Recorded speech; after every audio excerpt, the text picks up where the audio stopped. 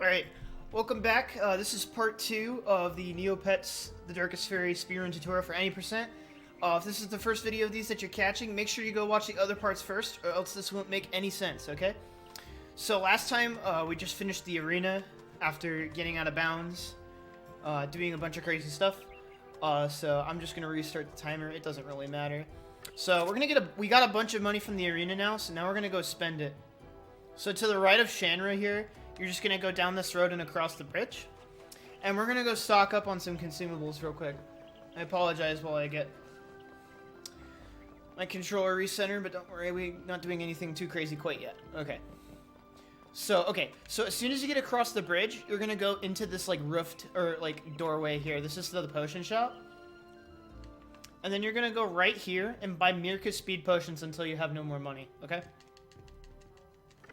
So that should be 1, 2, 3, 4, 5, 6, 7. And you should have about that much money once you're done. So we're not going to use any of these yet. But I just want to... we need to go get those now. So make sure you go do that. Okay. Now, outside the potion shop, continue down the road we were just going. So, normally at this point in the game, you're supposed to go through a bunch of side quests, or main quest stuff to become a squire and all that jazz.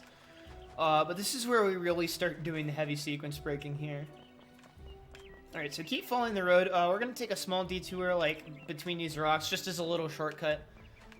It'll take you up this hill. And this takes us to Draken Ridge. So we want something called the Cloak of Heroes. You get it in Act 3 after saving the Kogan village residents from the Exy Raiders in Act 3. So, why we're getting that, I'll explain later, but it's gonna let us do some fun stuff. So you're just running through here. Try to avoid ledge grabbing if you can, because that slows you down. And then you're gonna come up to the river, and then, come up to the river and just drown for right now, because this will put you in an easier position for this trick. Okay. So, this trick is kind of hard to explain, and it's kind of hard to show, like, a bona fide, you know, consistent 100% setup. This is a frame-perfect trick, by the way, so don't be super discouraged if this takes you some time, okay? So, essentially what we're doing is, right as we approach the water, we're going to time a jump attack on a specific frame, and if we do it properly, it will clip us into the river. So I'm going to try it a couple of times to give you some visual input. What I would recommend for learning this trick is looking at when I press circle to get a better idea. I'm actually going to put a delay on my webcam here. Hold on a second. Filters.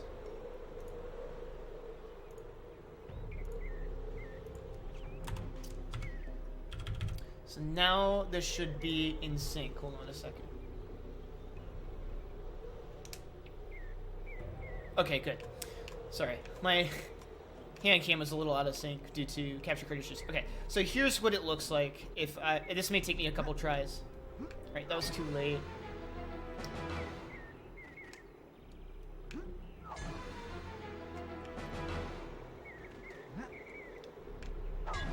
Like I said, this will take me a couple of tries because it's annoying.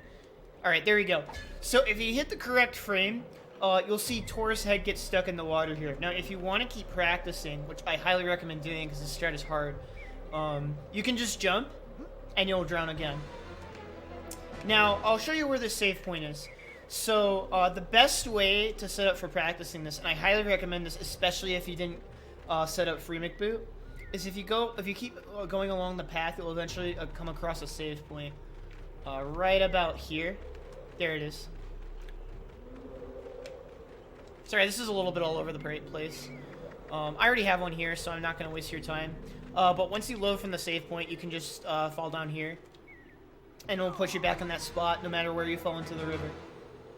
Alright, so something that you can do to make this easier. I normally don't do this, but it might be helpful to you when you're trying to find a setup that works for you. Is you can actually pause buffer frame by frame in this game. So, the way it works is, for example, I'm just going to jump off the cliff. You don't have to follow along with this. But you can pause buffer by using the select button, and it brings up this menu. And you can see that my frame count goes down every time I do that. So because of that, we can actually buffer pauses over and over to advance frame by frame. Okay, so frame buffering looks something like this. So I run off the ledge, and then what I'll do is I'll hit triangle to cancel the menu, and then as soon as I hit triangle, hold select. And see how I just barely moved it all? So watch my finger.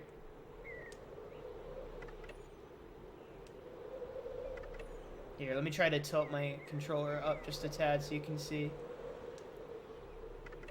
Yeah, see how I'm making it look a lot more intense and difficult than it actually is. But what you can do is use that to procedurally get frame by frame closer to the water and make it somewhat easier to set up the trick.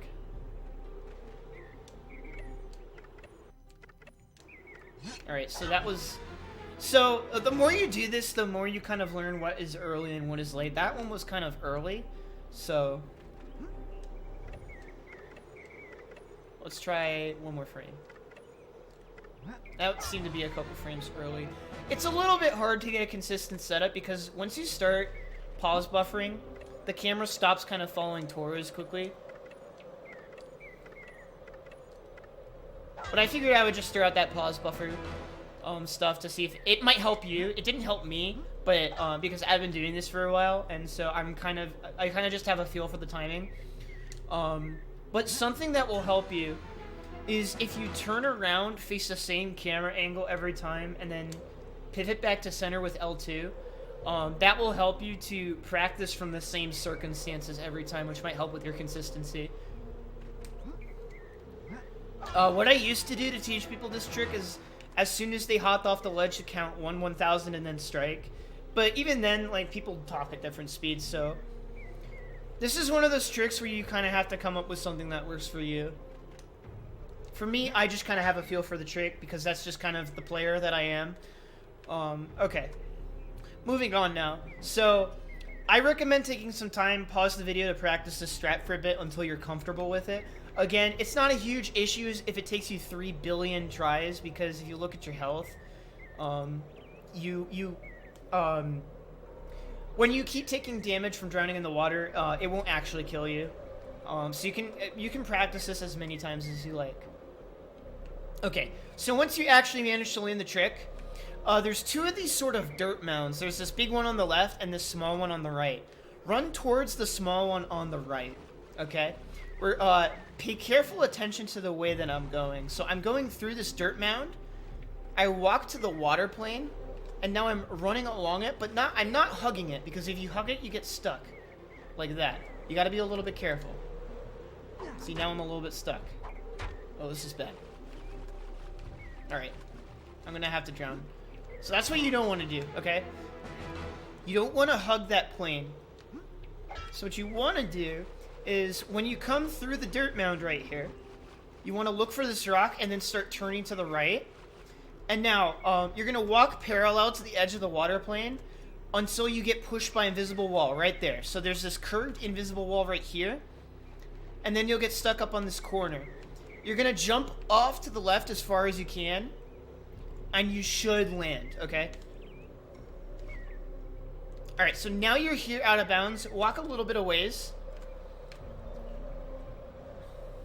Alright, and now what we're going to do is a series of out-of-bounds manipulation stuff to essentially load in the abandoned mines in Act 3 way earlier than intended. Alright, so pay close attention to where I'm walking here. There's sort of these two water planes jutting out here that are just kind of floating out here. I'm going for I'm aiming towards the corner of this closer one. So this one that Tor's facing right now. And after a couple of seconds of holding forward, I'm going to start rotating the camera. Okay? Okay, so what you want to look for... hold on, let me see if I can pull up a text source so I can put an X on the screen for y'all. That was from homework. Heck.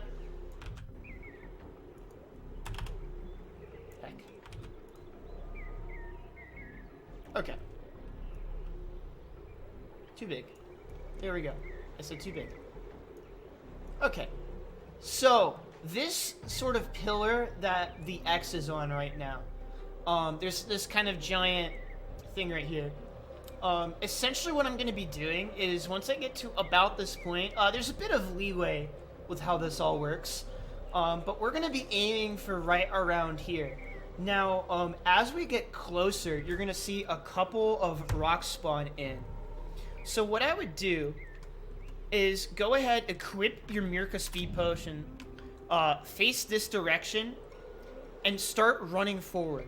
You'll see a couple of rocks load in. So those black rocks loading in up there. Once they go off the top of the screen, stop. And you'll see all of this stuff start to load in. Okay? Once you're right here, move a little bit to the right, so you're kind of heading towards this way. Okay? You want to keep your distance from that rock wall over there, okay? And once you're over here, you'll see a water plane far out in the distance where that corner is over there. Start running towards that. Okay, so we're going to run for a little bit, and then I'm going to open my map to show you, once we get past there, I'm going to show you where we're going. Wait, hold on, I missed a step, I'm sorry. Go back there real quick. So, what you want to do, actually, sorry, it's been a little bit since I've used this setup, once you load it in, you want to start, like, walking just a tad bit close to this wall, and then you should warp to up here. So now if you look at your map, we've loaded in Cogum Village. You need to make sure that when you're doing this, the Cogum Village map is loaded, okay? So what I'm going to do now is, now that I'm standing up here in this weird spot, I'm going to hold L2 and run directly backwards. So I'm holding down L2, R1, okay, and run backwards, okay? And now that'll put you back down where you were, okay? So now we're going to do what I said earlier. So we're going to look for this point off in the horizon where that those two water plane edges meet, and we're going to start running for it. There is a chance that you could land inside some sort of invisible wall that'll get you stuck. Just jump over it and you should be fine. And now this would be a good spot, probably to pop a Mirka Speed Potion if you've run out by now. Okay. So now, let me open the map real quick for you. So, we've essentially loaded in, like, a weird thing, like, part of Cogum Village. And we're essentially going to be running around it to, because if we run too close to it, we're going to load in the river and it'll suck us up and drown us, and that's really bad, okay? So what we're going to do is, on the map, we're going to keep holding forward until Tor reaches the triangle button at the bottom where the exit thing is, okay? So let me take a quick sip of water.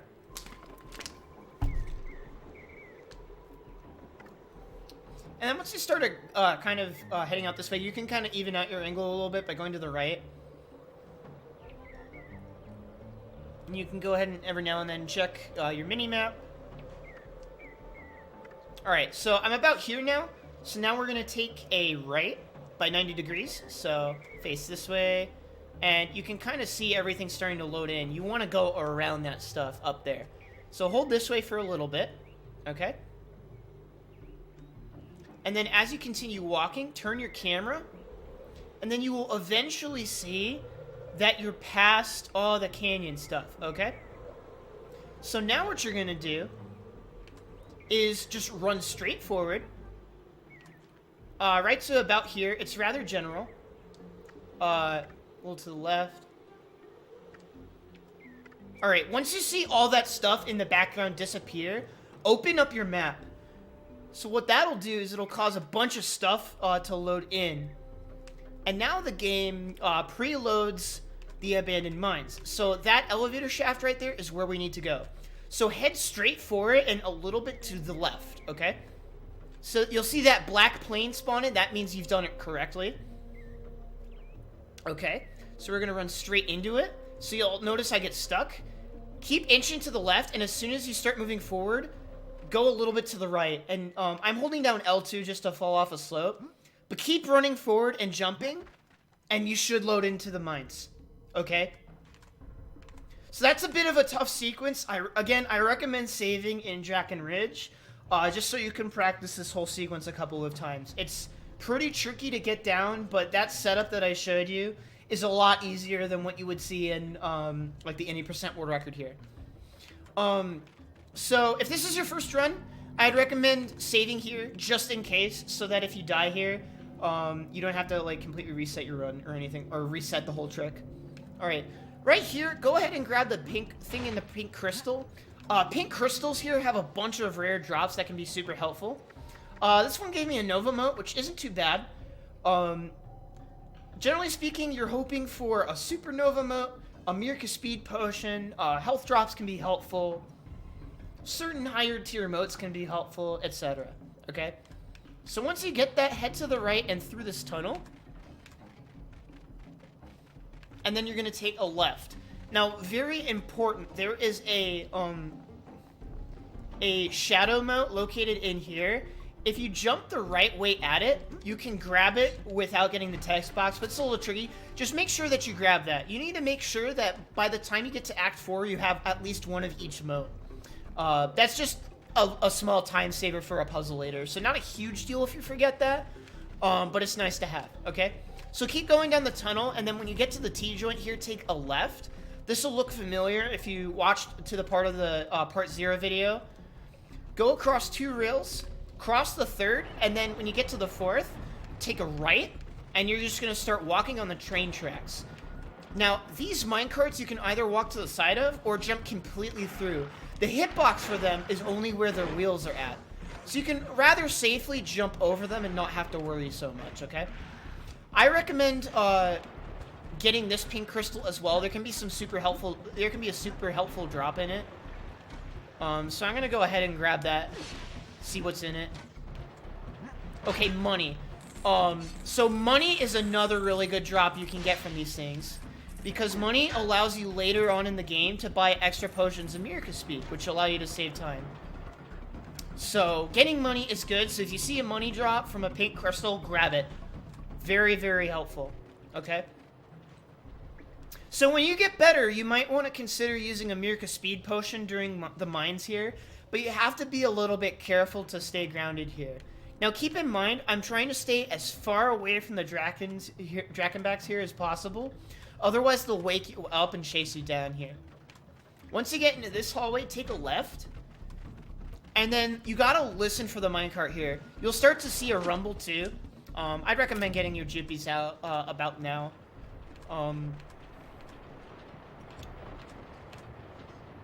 And then we're just gonna keep walking on the track. So once you see this... Uh-oh. Okay. I'm gonna heal. So continue on the rails till you get to this platform, and then you can run and jump to get across it. Really simple. Doing this will allow us to get straight to the boss. As long as we save the mayor, it counts all the villagers as saved, which is beyond hysterical. Alright, so let's... this fight's just gonna abuse shield canceling. The window for stun locking the boss is actually fairly tight. And it's a little bit hard to explain what I'm doing here. So what I suggest is... So what I'm going to do is I'm going to do the fight at full speed.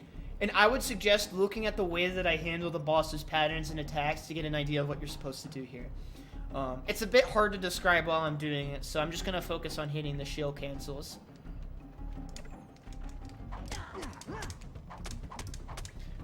Key thing here is make sure you're always holding towards the Ixie Chieftain. Alright, that's what the fight should look like. So if you time your shield cancels well, you should be able to stun lock him. The key to making sure you get the shield cancels, or the stun lock properly, is to try to attack as soon as reasonable, as soon as you see the shield animation come up. That's the best advice I can offer there. Okay, once you're done with the fight, go ahead and jump across to this platform.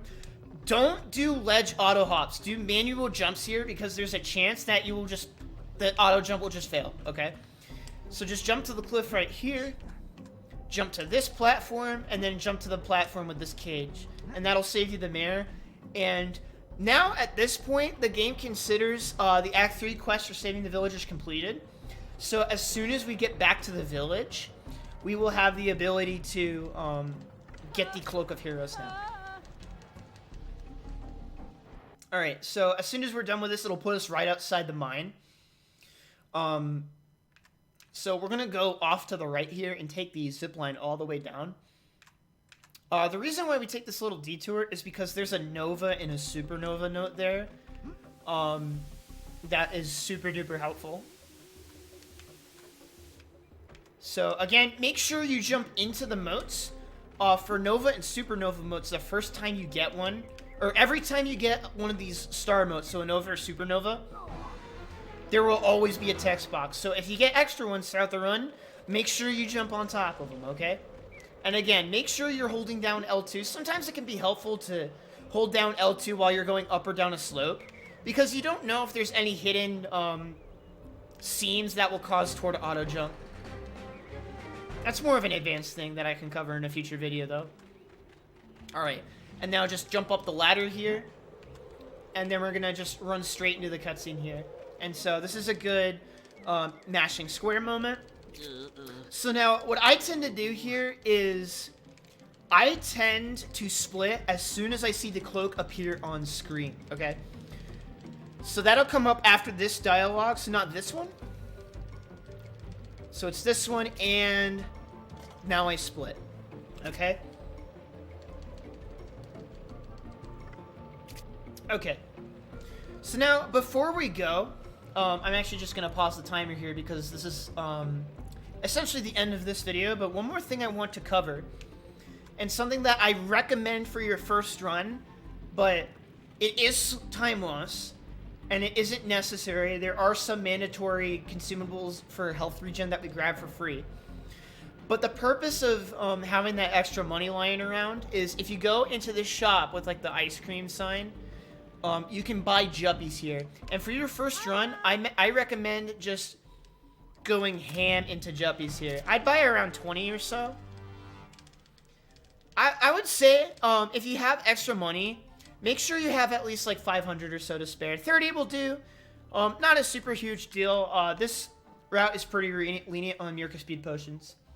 Something also to note, just to keep in the back of your mind, is that every Mirka speed potion that you get will save you optimally 40 seconds in movement. So if you can get enough money for an extra one, there's a point at the end of Act 3 that you'll have the opportunity to buy some more. Okay, so that won't come into play until later. But we're just gonna leave out the exit of here, and we're essentially good to go here. So that's going to be at the end of part 2 here. I've been Jaxler, and thank you so much for watching. So if you have any questions, or if anything in this tutorial was confusing, this is a really hard segment of the run, so feel free to ask any questions in the YouTube comments, send me a message on Twitter, or in the Neopets Speedrunning Discord. Look forward to part 3, and hopefully we'll catch you folks there. Thank you so much for watching, and yeah, see you there.